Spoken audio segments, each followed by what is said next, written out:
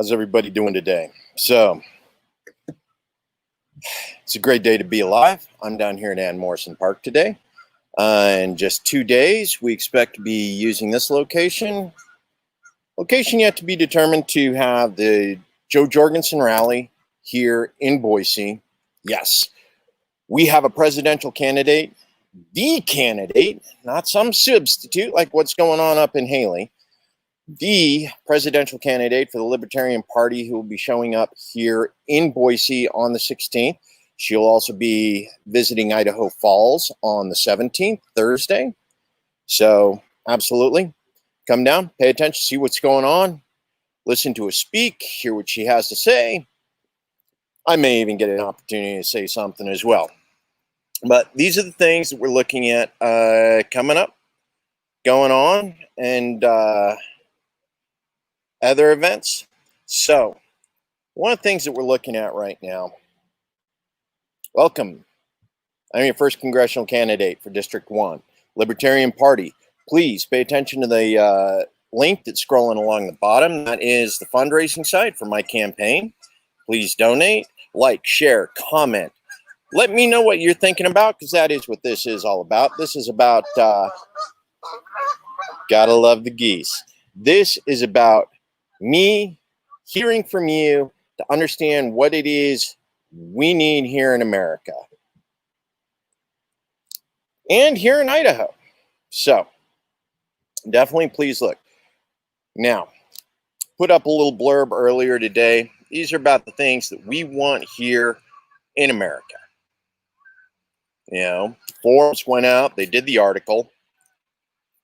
We all got these things that are important to us. The top 8 things people want. So let's go ahead and talk about number 1. Anybody got any idea what number 1 is? Yeah, this one sort of surprised me too, because it's not one of the normal ones. People want to be happy.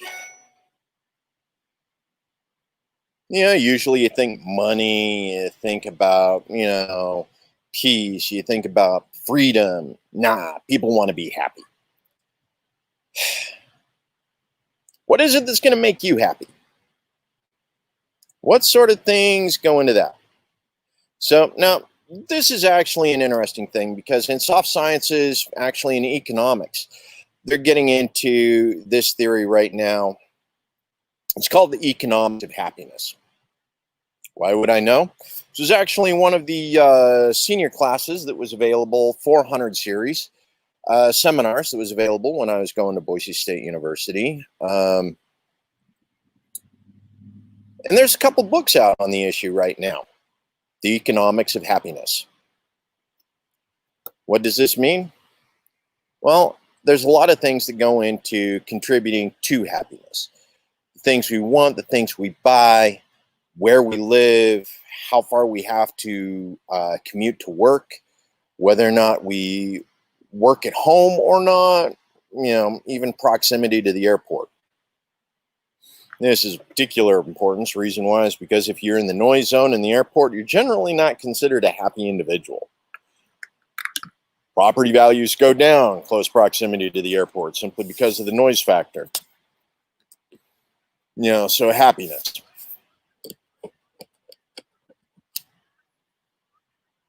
And a lot of contributors to that.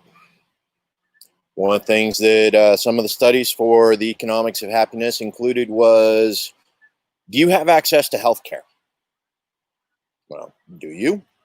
Are you happy with the health care that you have access to? I mean, it's an important thing, right?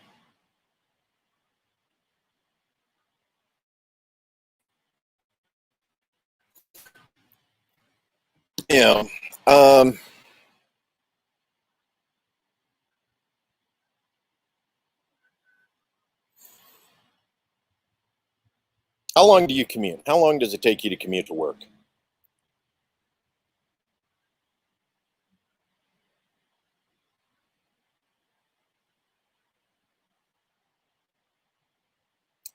Got a couple family issues to take care of here, but what's your family situation? Does everybody have enough money Is everybody have enough to eat? These are all things that contribute to the happiness factor. And it starts getting a little bit complicated. So the next big thing that falls into that is, finally one that actually makes sense. Well, not that happiness didn't make sense, but that is money. How much money do you need to make right now to make you happy? How much money do you need to make in order to take care of your needs? This goes in an awful lot of things. Is the money you make enough? Does it give you enough to eat? Does it provide a roof over your head? Does it meet Maslow's hierarchy? How much money do you need to be happy? Would actually being able to keep most of your earnings make you happy? You go into the boss, you sit down and you say, well, I need myself about $14 an hour in order to live the kind of life I want. That puts a roof over my head. That puts food in my tummy. Then after you do all this negotiation, you get your $14 because that's what you budgeted out. It turns out your take home's closer to 11 because you've got to take all the taxes out. That means you really should have negotiated for 17 or 18. One of those things not too many of us really think about when we actually sit down and do our budget. How much of our budget is going to go to taxes? So right now in the state of Idaho, somewhere in the neighborhood of about 30% of our wages go into taxes. By the time you've paid your property tax, by the time you've paid your landlord's property tax, if, that's coming out of your rent check, by the time you've paid sales tax, by the time you've paid income tax to the state, by the time you've paid income tax to the nation, Federal Reserve, IRS, all of that. Would you want to have more of the money you earned? Or do you want to go ahead and negotiate more so that we continue, so that the federal government, the state government, those coffers, those bureaucracies continue to pull 20 to 30% of your income out in taxes every year? Yeah. GOP's not interested in cutting middle class taxes, not interested in cutting working class taxes. DNC's decided they're not interested in cutting either of those either. Matter of fact, both of them are looking for ways to tax you more. Why? Because the corporations that we are supposed to be taxing have lobbied so that they don't have to pay as much. Now, I'm not saying make them pay more, but shouldn't we all be paying the same? At least the same? Right now, the top quintile is actually paying a lower percentage of their taxes than, middle-class Americans. I think that was something they figured out. If you're making somewhere between 70 and 125K a year, you're actually paying more in taxes than people who are making more than $1 million a year. Yeah. Folks, we can do better. Those millionaires making $1 million plus a year, they're making $1 million plus a year because they are benefiting from the way government has decided to run. Even Adam Smith, stepped back and said, look, you're going to tax, at least tax according to the benefit in which an individual receives from the state. If the state has it set up so that you're earning $1 million a year, maybe you should contribute a little bit more to the state. It's actually helping you keep all that money. At least that's Adam Smith's point of view on the issue. So, go ahead. Guys, please talk to me. Let me know what sort of things are important to you. I'm going to move on to topic 3. Who wants to guess what topic 3 is? Let me know. Let me know. Ooh, dear. Can't let that go. Almost misspelled it. So, 3. Forbes list of top 8 things. Number 3 is freedom. What is freedom number 3? You know, life, liberty, and pursuit of happiness. Yes, happiness. The pursuit of happiness. Happiness is number 1. You know, although life and liberty, if we equate liberty to freedom, you know, our Declaration of Independence put liberty as number 2. You know, here in modern America, liberty or freedom has gone down to number 3. Nobody guarantees you happiness. The Constitution doesn't guarantee you happiness. The Declaration of Independence doesn't guarantee you happiness. Now, it says you should have the freedom to pursue happiness, but it doesn't actually guarantee happiness. But freedom, life, liberty, and the pursuit of happiness, freedom. Yeah, this is one of those things that's interesting, because if you go back and you actually take a look at the way our founding fathers created the documents, it's an interesting rebuttal when you actually take a look at the Articles of Confederation, not the Articles of Confederation, because there were Articles of Confederation that predated the Constitution. The Constitution came after the fact. But one of the keystone speeches for the secessionists, you know, in their declaration of secession from the United States when they were going to become Confederate States of America, and they separated from the Union, and we ended up with that big to-do. One of the keystone speeches was their belief that only Europeans were capable of setting the standard for all the rest of the races on the planet. You know, secessionists came out and said, you know, Europeans are prime. You know, they're the alphas, they're the dominants. You know, it's up to the European, it's up to the Christian identity to determine the fate of the world. And all other races were to be subjugated as a result. Yeah, and, you know, I know an awful lot of people like to talk shit about, you know, Southern rights, states' rights. Dude, that was actually in one of the primary secessionist speeches. You know, unrighteous dominion was the primary state right that they were fighting for. And he actually went on to say the reason why we're seceding is because the Constitution affirmed equality of all human beings. All men were created equal. Southern secessionists didn't agree with that. They didn't think all men were created equal. No, an awful lot of us like to go back and complain. Well, weren't some of the founding fathers slave owners? Yes, they were. Thomas Jefferson, a number of the others that were involved in the writing of the Constitution and the Bill of Rights were slave owners. Not denying it, happened. Despite that, they still wrote a Constitution. They wrote a Declaration of Independence that affirmed the equality of all human beings in the eyes of the law and in the eyes of the Creator. And the secessionists of the South felt that was wrong. Freedom. It's number 3 in our list of things we consider important in America today, according to Forbes. I don't know. What do you think? Oh, give me a moment here.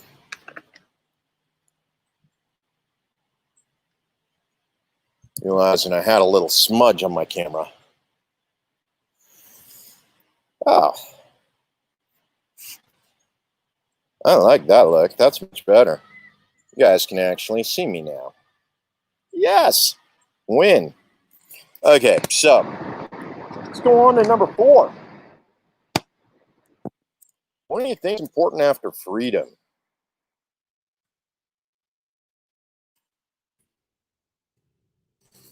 Okay, we've covered the top three so far. We've covered happiness. We've covered money. We've covered freedom. It's number four. It's number four, folks. Well, I'm about to tell you. Let me tell you now, because I'm going to tell you.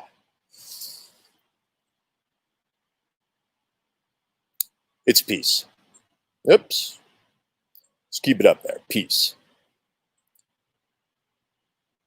Number four, it's peace. World peace, personal peace, national peace. It's some kind of peace. I think peace is important. It's at least number four. You know, right after liberty, the pursuit of happiness, and money. Number four, we got peace. The irony is, right now, we're probably in the least peaceful time in American history. And even as we talk about the Civil War. Okay, so second least peaceful. Yeah, but the United States, almost since its inception, has been in some state of war. Whether it was the Indian Wars, whether it was the Mexican War, whether it was the war with England, whether it was wars with various indigenous nations, you know, that we created treaties with and then reneged on the treaties, yada, yada, yada. I mean, literally, we have been at war for 90% of the time that the U.S. has existed as a nation. The irony of that is, outside of that initial revolution and the Civil War, the citizens of America have not felt the effects of war. Somehow the war has always been removed from the bulk of the citizens, unless you lived in the Confederacy during the Civil War. Yeah, ever since its inception. Why? And even right now, we've been at war 20 years. 20 years in the United States, we have been at war. You know, this war doesn't exist here in the U.S. streets. It doesn't. It doesn't exist in the towns you and I live in. Yet somehow we're spending somewhere in the neighborhood of $500 million. No, it's closer to $500 billion. You know, $250 billion a year, dropping munitions in upwards of 8 different countries around the world right now. America is not at peace, yet we don't experience the effects of the war we are waging in these other countries. At least not on a personal level. It's more of a vicarious level where we experience the war through the veterans who come home. We experience the war through the refugees that are displaced by our foreign policy that come to live in America, because we have created an unsafe environment for those people who were our allies while they lived there. We have Afghanis that helped us as interpreters. We have Iraqis that helped us as interpreters. A lot of these individuals have received emergency refugee status to allow them to come to the country because they helped us. And they're continuing living in their countries because their communities knew they helped us, put their lives in danger. We're literally living our wars vicariously through the veterans, through the refugees, through all of these individuals. And it continues to create problems here in the U.S. We look at our law enforcement right now. Law enforcement over the last 20 years has always had military preference in hiring. Is that good? Is that bad? Part of the problem is a lot of that military experience is coming back. These were people who were patrolling streets in Baghdad, patrolling streets in Mogadishu, patrolling streets, you know, in any Bagram, you know, Kandahar. They're coming back with PTSD. They're coming back with a sense or PTSI, post-traumatic stress injury. They're coming back, and being a police officer in an awful lot of those conditions continues to put stressors on them. they respond to triggering events, and not always in a good way. In most of those countries where we were at, it was a constant threat. Very much the same way it is here in Idaho, believe it or not. You could go out and walk on the street and, people had guns everywhere. Long guns, short guns, pistols, rifles, AKs. Not M16s, AR-15s. Most of them didn't actually have the American style, but a lot of them had the AKs. We were seeing long guns all over the place. You go to a Trump rally here, you go to a libertarian rally, you go to a Second Amendment rally, guns everywhere. That's what you saw in country. That's what you saw in Afghanistan. That's what you saw in Iraq. People traveled armed. Now we're back in the States. People traveled armed. Should we be able to? Absolutely. Don't get me wrong on that point. We should be able to. I've taken to open carry quite a bit lately myself for various reasons. But absolutely, we should be able to carry. But these are things that create that heightened awareness in our veterans, in our refugees, when they come here to live in America. And it's like 90% of the time they can travel about day to day, without seeing anybody carrying a weapon here in Boise. And then all of a sudden they show up at a political rally and half the opposition is toting long guns, wearing body armor, just like operators in country. It brings back the war for a lot of our veterans. It brings back that heightened sense, that anxiety, that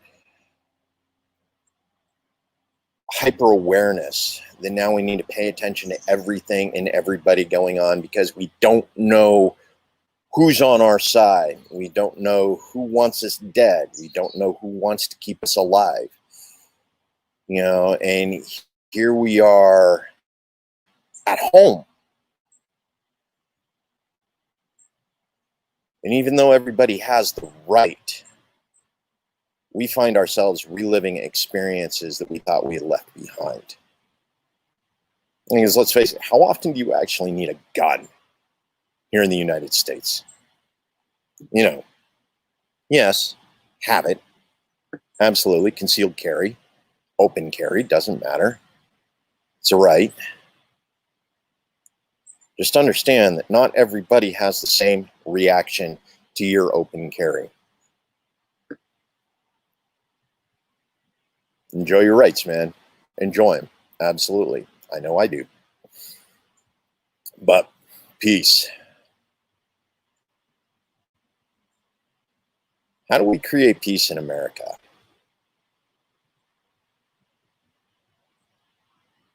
How do we maintain a peace while we export war, while we export pain? Where we bring it back with us? Peace.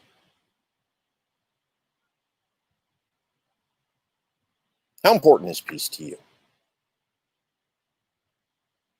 Is money more important than peace to you?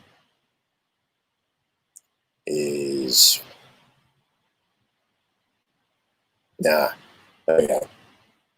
Happiness, freedom, peace. They're all interlinked, man. They're all interlinked. You can't have one without the other. As long as we're bringing war back from Afghanistan, from Iraq, from the Middle East, wherever we're exporting it to, when we bring it back, we don't bring back peace. We don't maintain a peace over there. We bring back war. We bring back fear. We bring back anxiety.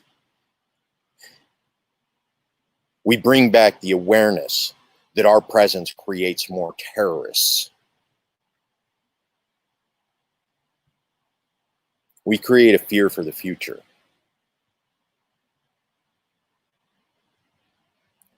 You can't have peace and happiness and freedom as long as we export war. Okay. Enough on that one, since none of you actually want to comment. Thank you for the likes, by the way. I really do appreciate the likes. Like, share, comment. You know it. Do you appreciate Ina? Absolutely. Nicole, Gisela. I love you, Gisela. I love you. For a lot of you who don't know, a number of these are activists that I've worked with over the years. Peace activists, legalization for marijuana. For those, for those who enjoy a little bit to help them relax. A number of these individuals have helped me over the years with Legalize Idaho activism. Nicole, Gisela, Ginger, love you guys. Absolutely. We definitely like taking the anxiety out of the problem. That's one way to help relieve the PTSI, particularly for veterans and first responders. There are a number of first responders in states where it's been legalized that now use medical marijuana while on the job, believe it or not. Yes, some states have actually legalized marijuana for use for first responders while on the job because it helps them de-stress. It helps them de-escalate potentially violent situations because they aren't running high on anxiety. Yeah.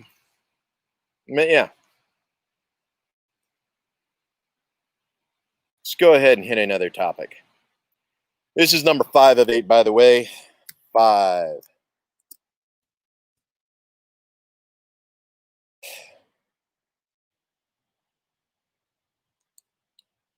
Number 5 is joy. This is interesting. The reason why is because joy and happiness has always been one of those synonymous things for me. Joy. Which would make happiness even more if joy was, but the way they did it was sort of a word salad thing. Say the word that means the most to you right now. And they took the top 8 words. So happiness was up there. Money, freedom, peace. Number 5 was joy. How many of you think there's an actual difference between happiness and joy?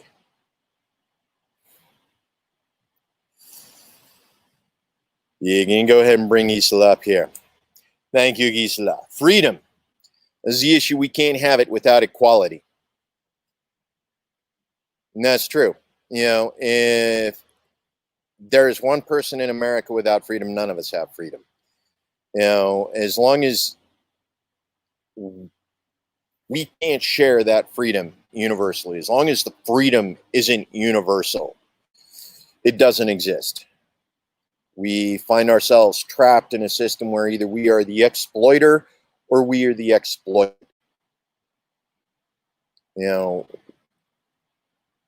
Equal in the eyes of the law, equal in the eyes of the Creator, equal in justice, equal in truth. That is freedom. I'm not talking equal in capacity, not talking equal in capability. We all have our own challenges. We all have our own personal challenges, our own personal issues, that prevent us from being true equals. We see it in the Olympics right now. Michael Phelps, he has a genetic predisposition that prevents a buildup of lactic acids in his system when he works out, when he does things. That creates an advantage for him. And right now we have a woman who has a genetic heritage that gives her more testosterone, that gives her an advantage. They want her to go to hormone therapy in order to make her give her opponents enough of an edge.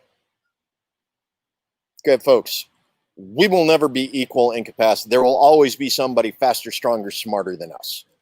That is not the point of equality.